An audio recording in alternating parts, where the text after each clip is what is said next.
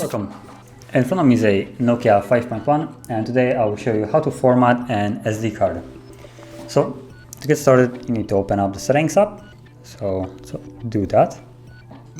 And from here scroll down into storage space and you'll see the SD card right here.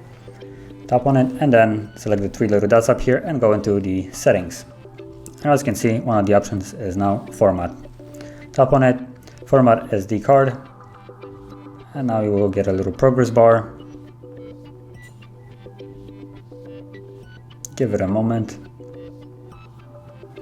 and as you can see, it's done, and now the card is fully formatted.